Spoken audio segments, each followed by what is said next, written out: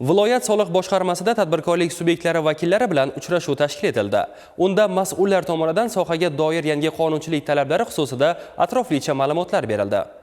Uchrashuvda naqd pulsiz to'lovlarni kengaytirish, yashirin iqtisodiyotni qisqartirish hamda soliq ma'murchiligida shaffoflikni ta'minlashga qaratilgan yangi talablar atroflicha tushuntirib berildi. Mutaxassislar tomonidan naqd pulsiz hisob-kitoblarning afzalliklari, soliq hisoboti yuritishdagi yengilliklar, elektron to'lov tizimlaridan foydalanish tartibi hamda qonunchilikda nazarda tutilgan majburiyatlar borasida so'z yuritildi. Shuningdek, yangi talablarning asosiy maqsadi halol tadbirkorlik muhitini shakllantirish va raqobatni tenglashtirish ekani alohida ta'kidlandi. 2026-yildan boshlab xolis ilovasiga o'tish tashkillashtiriladi.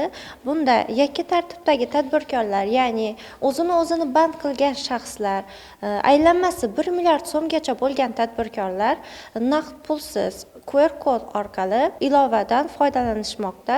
Bu ilovaning afzalliklari buxgaltersiz, terminallarsiz hisobotlarni barcha xolis ilovasida shakllantirib beriladi. Ilovani o'zi barchasini o'zi mujassam qiladi, hisobotlarni ham soliqqa topshiradi, taqdim qiladi.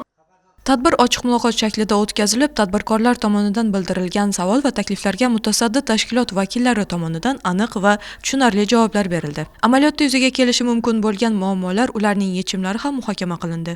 Farmonga asosan 2026-yil 1-apreldan boshlab naqd pulsiz hisob-kitoblar majburiy bo'lgan sohalar belgilandi. Bunda davlat organlari tomonidan ko'rsatiladigan xizmatlar, elektr energiyasi, tabiiy gaz va ichimlik suvlaridan foydalangan to'lovlar, alkogol va tamaki mahsulotlari sotish, transport vositalariga yoqilg'i quyish shoxobchalar orqali aholiga neft va gaz mahsulotlarini yetkazib berish majburiy tartibda faqatgina naqd pulsiz hisob-kitoblar amal qilishi belgilab qo'yildi. Shuningdek, soliq va bojxona ma'muriyatchiligi bo'yicha 2026-yil 1-yanvardan boshlab import qilingan oziq-ovqat mahsulotlarining 9 oy davomida sotilmaganligi va qiymati bazaviy hisoblash miqdorini 500 baravarigacha ortib bo'lgan ushbu mahsulotlar qoldig'i mavjudligi sayyor soliq tekshiruvi o'tkazilishiga asos hisoblanadi.